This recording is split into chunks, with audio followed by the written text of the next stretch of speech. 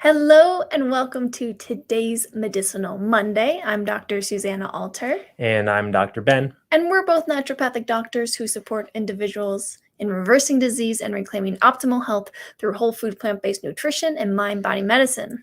As well as lifestyle medicine, because let's face it, food and mindset, oh my gosh, so important. But there's so many aspects of our day-to-day life that can really change our experience of health moment to moment, day to day. And that leads us to today's topic, which is that cold shower. And we talk about cold showers and hydrotherapy before it was cool. And we being naturopathic doctors, I would say in general, hydrotherapy is a therapeutic modality that is a huge part of traditional naturopathic medicine. And that is, of course, using water, using hydro to conduct and direct circulation throughout the body in a favorable way to stimulate the self-healing potential that we all have. So we're going to be talking about really probably the most accessible type of hydrotherapy, which is that cold shower. Because let's face it, anytime we're in a shower, we have an incredible opportunity to support our body's self-healing potential. Yeah. So let's just talk about what happens in our circulation when we end on cold. Yeah, that's a good place to start, because like the basic principles of hydrotherapy are using water, specifically the temperature shifting temperature of water, because water is so thermally conductive, it carries heat very powerfully. So we can use that to the benefit of the body to direct the body's response, specifically starting with our circulation. Right. Yeah. So most of us, I would think, generally take a shower most days, nice toasty shower. We live in such a luxurious era where most of us have access to hot showers on a regular basis. And most of us just turn the shower off while it's still hot, and we get out and dry ourselves out. But what happens when we do that is you can actually kind of visualize it sometimes, depending on the tone of your skin, that when we run this hot water over our body self-regulates with its temperature, thermoregulates. And how it does so is it actually brings blood to the surface of the skin so that we can release heat from bringing that blood flow, that hot blood, that warm blood to the surface to release some heat. So we're going to go a nice toasty shower into our, hopefully it's still a pretty warm bathroom, but many times it's a colder room. Really still what happens is that we're releasing heat, and essentially kind of letting go this vital heat and warmth and energy that could otherwise be directed back into parts of our body that need some more love, attention, energy. And so really specifically what you were talking about, letting go of heat, that's because the blood is at the surface of the skin. Just to reiterate that point. Exactly. So what we do when we end on cold is we drive the blood circulation back into our deeper organs, our vital organs, where that freshly circulated and oxygenated blood can then go to really great use in boosting our function of these vital organs. That's really where it kind of all stems from. All the magic stems from this shift in our circulatory system, which, of course, when we're talking about the cold shower, we're talking about the vital organs receiving that rush of blood. And if we were to direct our hydrotherapy to, say, a cold wrap around your wrist or your ankle or your head, then, of course, you would be directing the blood and the circulation to that specific part of the body. But the cold shower is that general full body, short, intense exposure to cold.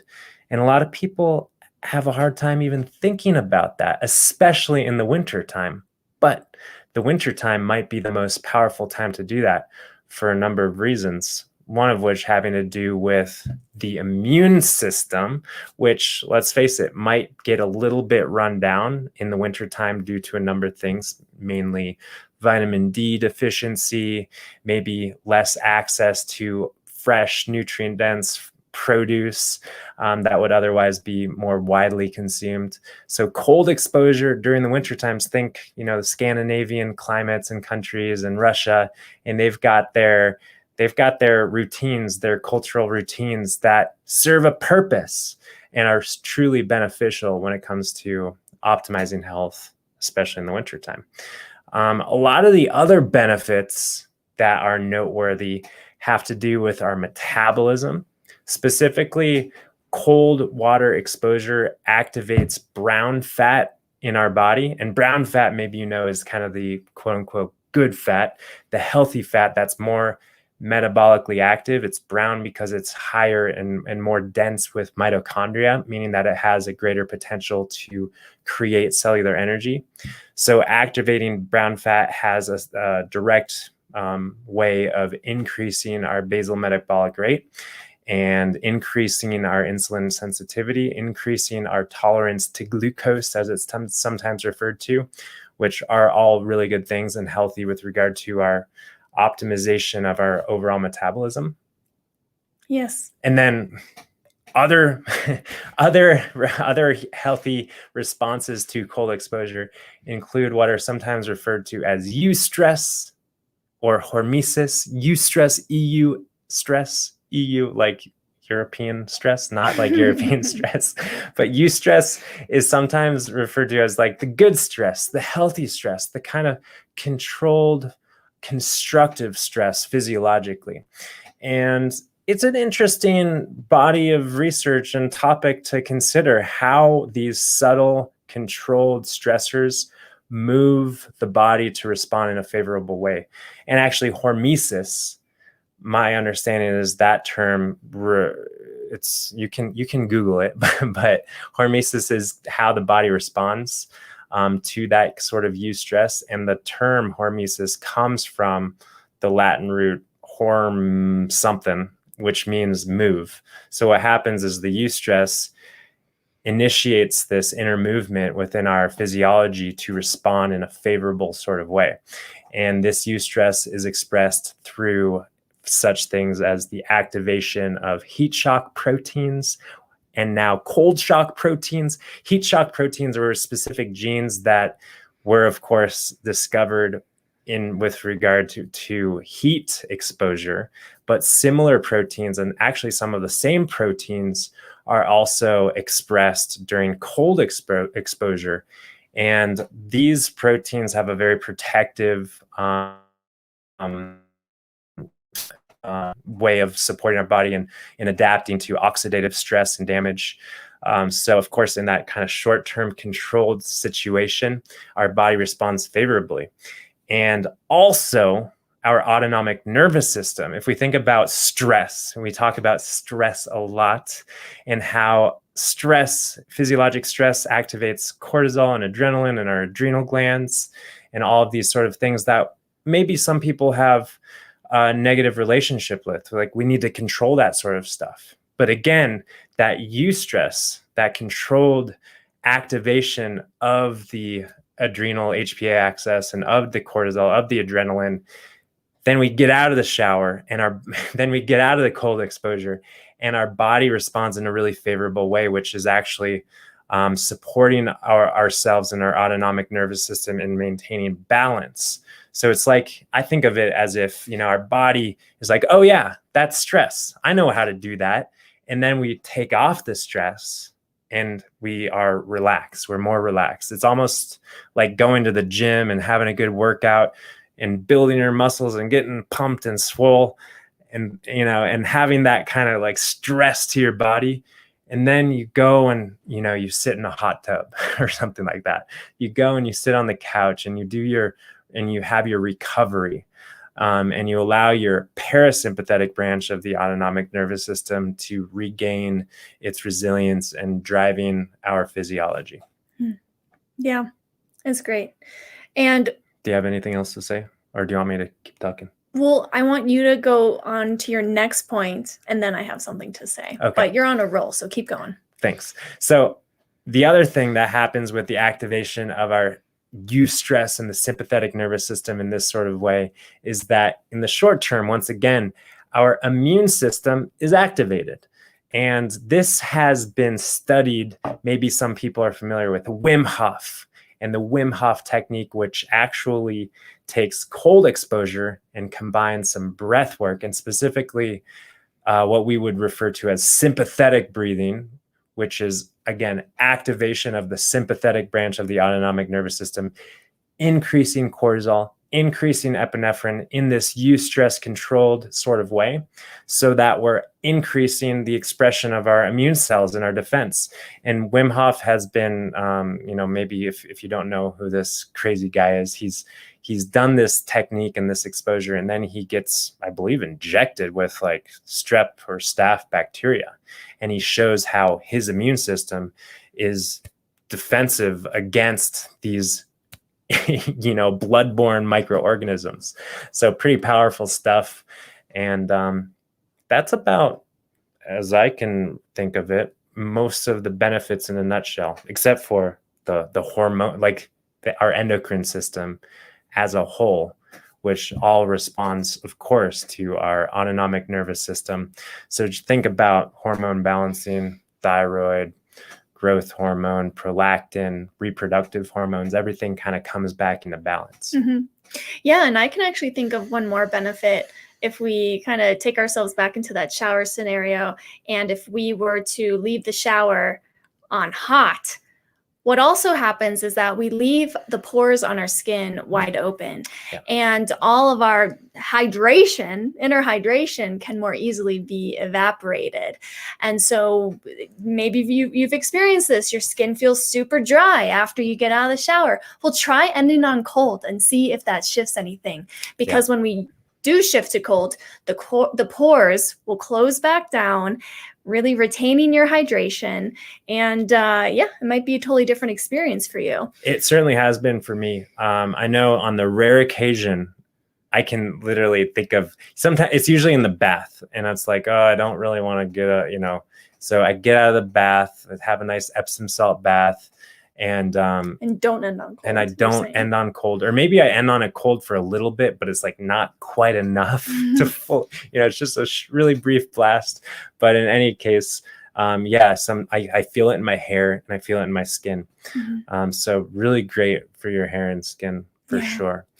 Yeah. And so now let's talk about how long, right? That's always the question. Well, how long do you do cold for?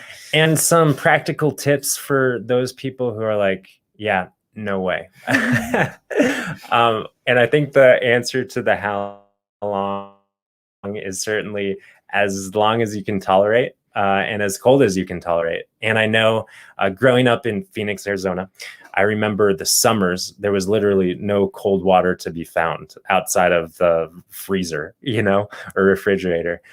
So one tip that I believe stems from Wim Hof himself is he recommends people fill up a bucket with ice and poke holes in the bucket, and then hang that bucket over your shower head, so that essentially all of the lukewarm water or not quite cold enough water goes through the ice and is kind of refrigerated in that short term. So that's one practical tip to get the cold water if you feel like you don't have access to it. But then once you got the cold water, as long as you can tolerate, for as cold as you can tolerate. Yeah. And one thing to help mentally also is to consider, a lot of people do feel that chill when they come out of a hot shower, like, oh, I wish I could stay in the hot longer, right? But what happens when we end on cold and we really push the blood back into our deep vital organs, into the core of our body, is that we're retaining our heat inside of our core. Our heat isn't being released from the surface of our skin the moment we get out of the shower. So actually, when we think of it rationally in this way, the way to actually feel warmer after a shower is to end on cold, even though it might be kind of scary to think about that. And so true. I also just want to address some limiting beliefs I've heard from some people regarding their constitution, saying, "Oh, but I'm such a cold constitution, or I'm a Vata, You're the one who needs Ayurvedic it. constitution, or whatever. Yeah, I've got poor circulation, so I shouldn't do anything with cold or cold water." Really, it's like you said, Dr. Ben. When there's circulatory issues, when there's, metabolic issues where you're just running cold all the time, this is exactly the kind of easy thing that we can do to support the circulatory system, the metabolic process of creating energy and creating heat in your body, so that you're not relying on excess sources of heat. You're really cultivating that inner heat. Cultivating that inner heat. There you go. Yeah. And just lean into it. I think that's the biggest practical thing for those of you who have a hard time wrapping your head, or maybe you've like tiptoed into it, but it's like, no, it really doesn't feel good. Just lean into it. And, don't, maybe start with 1 second. But the other practical thing is when you're in the shower and you got the hot water going and you turn on the cold, what you can do is put the cold water just along your back, just along your spine. And that allows kind of the nervous system to get hit. And then that kind of cold exposure kind of spreads throughout the nervous system to the rest of your body. And without really immersing your full body underneath the cold water. Some people find that their head is the hardest thing, or their face, or, maybe their whatever other part of the body. Yeah. But maybe another thing practically in the shower, like it happens to me all the time, some bumps or bruises or twists and sprains or headaches or stomach aches, whatever sort of vulnerable part of your body. Menstrual cramps. This haven't had them. Super helpful. But whatever part of your body that is suffering, maybe needing a little bit of extra love and support, you can take your shower head, and kind of put that part of your body underneath the shower so that you can direct the cold water to one specific part of that body, which literally kind of draws the blood to that part of the body to kind of balance and warm up that part of the body that's getting cold. Right. So a really good kind of practical strategy there for just managing aches and pains and stuff. I know I like to do that. But I think it all does start with that kind of mindset shift, knowing that you're doing that hormetic, eustress, healthy relationship to a little bit of a stressful sort of thing. And B, knowing that when you do get out of the cold shower, all your blood is exactly where it needs to be. And you're cultivating that inner heat. You're supporting the metabolism and your brown fat cell production, brown fat energy production. Mm-hmm. So yeah, and give it a try. Let us know how it goes for you. We have a little testimony here from Ruth saying that I've been doing the cold water at the end of the shower for years. Always has felt great. Yes, I agree, Ruth. I really felt as though it was a big contributor. I'll just always remember my last year of medical school where everyone around me was sick with something and I wasn't sick. And yes, of course, I was eating a whole food plant-based diet and taking good care of myself and getting plenty of sleep. But doing this cold shower every single day reliably, even in cold, rainy, wet Portland, Oregon, I feel like really made a difference. Which is funny to say. Obviously went to naturopathic medical school where all of our colleagues and students had the same knowledge and understanding, but apparently they weren't putting it into practice quite like Dr. Susanna. I'm sure some of them were doing the cold shower. I'm sure. You were saying how they were all coming down with. Well, they were. So we all know that there's many factors that make up the terrain, right? 100% true. 100% true. Yes. But anyway. Thank you guys for joining us for this lovely conversation about cold showers, and let us know your feedback, your comments. How has it worked for you? Yeah, and if you want to learn more about hydrotherapy, we recorded an episode way back in 2019 on an amazing story of how Ben overcame an acute Right. systemic infection with hydrotherapy is a pretty big deal. So hydrotherapy can also be used in very targeted ways to really direct blood flow to particular parts of the body, like we kind of talked about in today's episode. Also on our YouTube channel, we have a little tutorial of how to do our 4 favorite hydrotherapy at-home treatments. And I think the last announcement I'd like to share is just a reminder about our Thrive on Plants program, which is how we support individuals in really learning all the information and gaining all the skills they need to become their own best healer, to really master whole food plant-based eating, and just how individuals can receive more long-term support from us to keep them moving towards their health goals as fast as possible. So if you're interested in joining us for that, you can go learn more at alter.health.